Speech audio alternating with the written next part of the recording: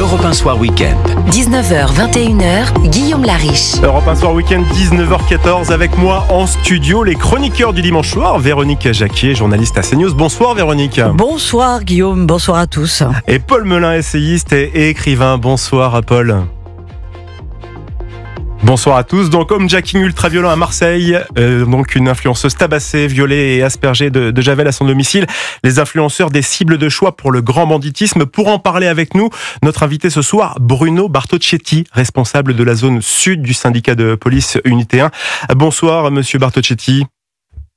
Bonsoir, merci de m'avoir invité.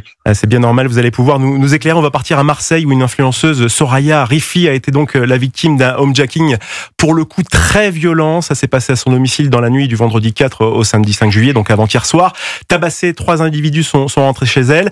Elle dit ne pas se souvenir, mais potentiellement avoir été violée, en tout cas aspergée de javel aussi. C'est ce qui lui a permis de pouvoir se délier également. Une scène ultra violente. On en parle avec vous. Déjà, racontez-nous, qu'est-ce qu'on sait d'autre? Que s'est-il passé précisément? Oui, alors il est 21h30 environ lorsqu'elle a subi cette agression à domicile d'une violence extrême, et les policiers peuvent en témoigner puisqu'ils se sont dirigés très rapidement sur place lorsqu'elle a pu faire appel à nous après cette agression. Voilà, vous l'avez résumé, elle a perdu connaissance, elle ne sait pas si elle a été violée, mais en tout cas très fortement endommagée, et on lui a volé et son véhicule, des bijoux, des sacs à main de marque. Donc c'est vrai que l'agression est très forte, c'est ce qui est à retenir, c'est-à-dire qu'en fait les individus à notre connaissance étaient au nombre de 3, séquestrés, ligotés pour voler. C'est une chose. Est-ce que gratuitement on doit frapper aussi violemment une personne à domicile? On sent vraiment beaucoup de haine dans ce homejacking, et malheureusement c'est vrai que les personnes qui sont très connues, notoirement connues, sont de plus en plus exposées à ce genre de faits. Et si vous m'accordez 2 secondes, vous savez, ça va même au-delà. Aujourd'hui à 14h à Marseille, il n'y a pas eu de violence physique, mais une dame a été à domicile volée en sa présence, 90 ans.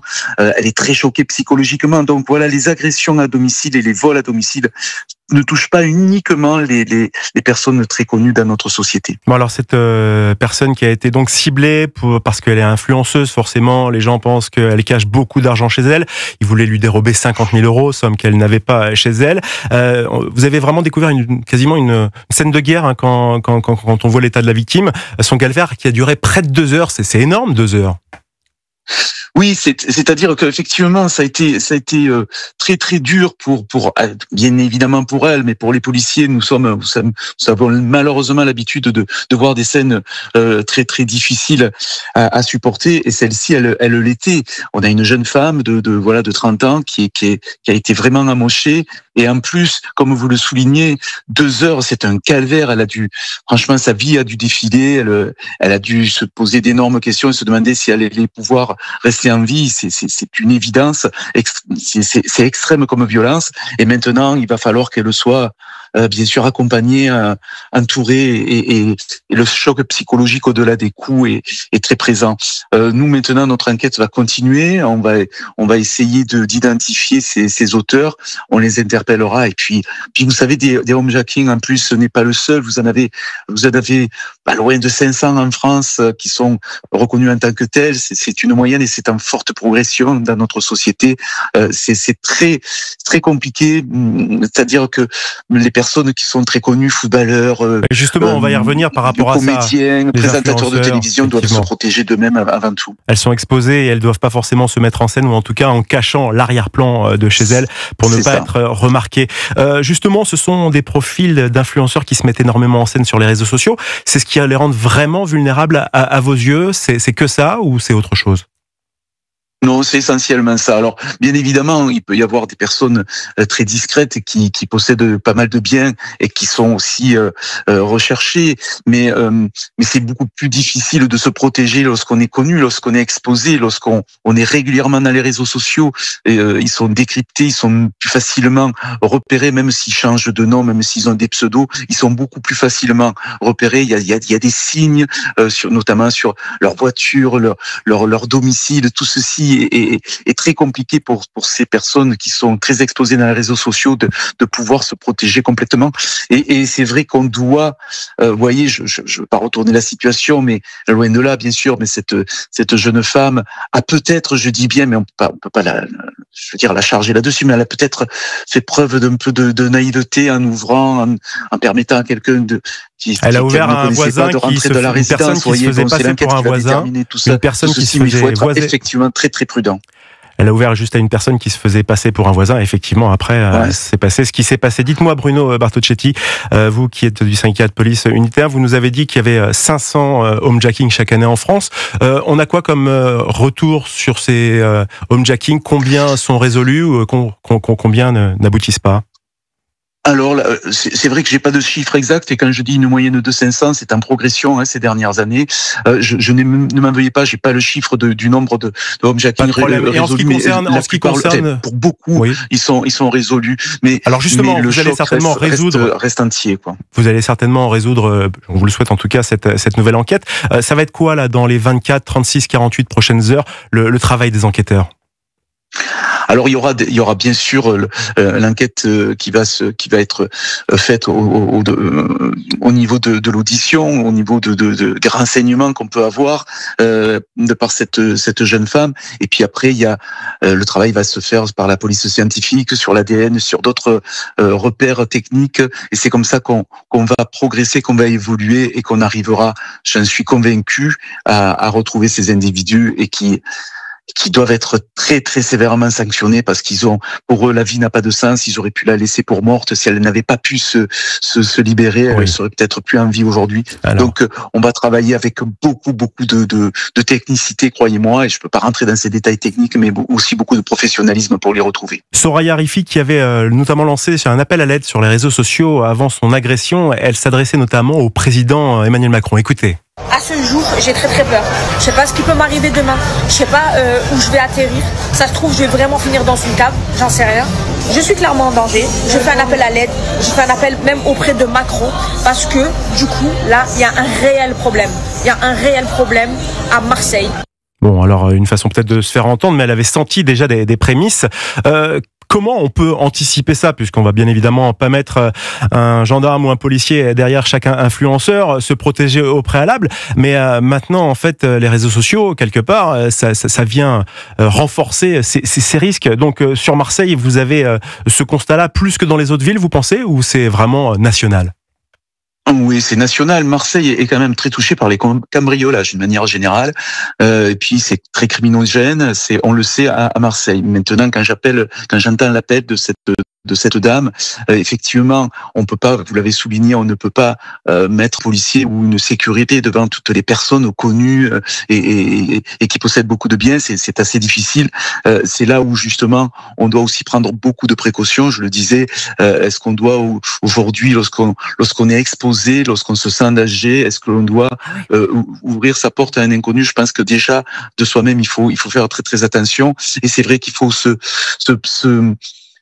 vraiment se protéger au mieux, créer des diversions et ne pas s'exposer. Maintenant, quand on est dans les réseaux sociaux, on peut toujours faire appel à Macron, on s'expose malheureusement, et c'est la grande difficulté qu'on rencontre et qu'elle a rencontrée. Parce que des influenceurs qui vont montrer justement un lifestyle, une façon de vivre leur vie de façon très riche, et souvent, c'est quand on gratte un peu, il y a pas autant d'argent derrière, mais par contre, celui ou celle qui peut voir ça sur leur mini-écran de téléphone peuvent se faire de fausses idées, et après, il y a des personnes qui commanditent ces attaques. C'est sans fin, puisqu'il y en a des centaines de milliers des influenceurs. Attendez, il y a Véronique Jacquet qui a une question pour vous. Oui, tout à fait. Est-ce que vous pensez pas que cette jeune femme, dont on peut voir, puisqu'elle s'est montrée sur les réseaux sociaux avec le visage complètement tuméfié, on a vu qu'elle s'était pris des coups d'une violence inouïe, donc il faut le faire quand même pour massacrer une femme, vous voyez ce que je veux dire? Déjà, massacrer un homme, c'est une chose, mais s'en prendre à une femme vulnérable, seule comme ça, au moins 3 hommes sur elle pour la massacrer, est-ce que vous pensez pas qu'on lui fait aussi payer quelque chose? C'est-à-dire que là, je m'adresse aux policiers quant au profil des agresseurs, c'est-à-dire aussi s'en prendre à une femme émancipée, gagnant par elle-même de l'argent, avec un côté effectivement effectivement assez libérée. J'ai lu et entendu dire que lors de vacances au Maroc, elle avait eu quand même des menaces, une mise en garde quant à sa façon de vivre, de gagner de l'argent et de s'exposer ainsi sur les réseaux sociaux. Oui, mais complètement. Mais je vais absolument dans votre sens. Et c'est vrai que du coup, la personne, elle s'expose de par les biens qu'elle pourrait posséder, et donc elle attire ces voyous. Par la femme qu'elle est aussi. C'est ça l'objet de ma question. C'est pas tant ce qu'elle possède. On est parti avec des sacs et de l'argent sans doute, mais c'est ce qu'elle représente pour les racailles qui l'ont massacrée. Voilà, je vais parler franchement. Voilà. Son intégrité aussi, personnellement. Complètement. Il y a une haine qui se met en place et ça a été gratuit. C'est pour ça que je le disais en tout début d'interview.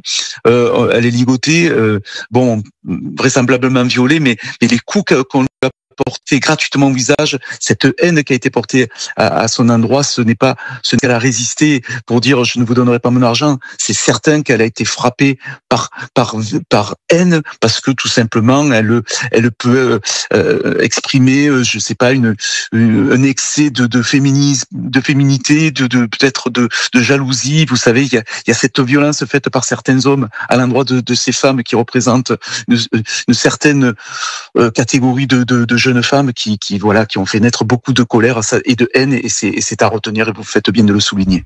Et en ce qui concerne également la méthode, à la fin, il l'asperge d'eau de javel pour éliminer les traces, certainement, d'ADN, c'est cela ? Oui, certainement que ça a été leur volonté. Fort heureusement, ils sont pas allés plus loin pour éteindre l'ADN. Ça aurait pu être un incendie. Donc ils sont partis sur de l'eau de javel. Et c'est là on peut rejoindre ce que disait Véronique Jacquier, vraiment pour en mettre encore plus sur la personne. Je disais, on peut revenir sur ce que disait Véronique Jacquier, vraiment s'en prendre encore plus à l'intégrité de la personne et violenter vraiment la femme qui est derrière l'influenceuse et non pas juste la personne qui pourrait être un homme, comme le disait Véronique Jacquier. Oui. D'où le fait d'ailleurs que le possible viol est très symbolique aussi. Enfin, en soi, de s'attaquer à une femme, à cette femme-là. Vous voyez ce que je veux dire? C'est pour ça que j'ose parler de racaille et de barbare. Parce que moi, ça me révulse ce qui est arrivé à cette jeune femme. Donc l'argent serait peut-être une excuse quelque part. Le motif de l'argent. Non, il y a les deux. Moi, je pense qu'il y a les deux. Ouais, non, je laisse parler le policier. Oui, non, mais on se rejoint là-dessus. Bien sûr qu'il y a les deux. Il y a la haine, il y a les sévices, il y a le viol. On prend bien sûr, on prend l'argent s'il y en a et les bijoux, mais bien sûr qu'on se lâche, on dégage toute cette haine en plus de la volonté de voler. Et bien, même le viol n'est peut-être pas dans une démarche de sexe comme on pourrait l'imaginer, mais avec la volonté vraiment de la salir, de la pénétrer pour encore mieux la salir, et c'est ce qui a vraisemblablement dû traverser l'esprit de ces voyous qui étaient en plus peut-être il y a aucune excuse, mais sous-produit parce que ça on s'arme de courage, parce que en fait celle-là c'est de la lâcheté qu'ils ont eu en s'en prenant à cette jeune fille qui est vulnérable et qui ne peut pas se défendre. 3 sur une jeune femme pour voler ses biens, c'était pas utile de se montrer violent. Ils l'ont fait par plaisir, par sadisme, et parce qu'effectivement pour eux, eh bien c'est un symbole de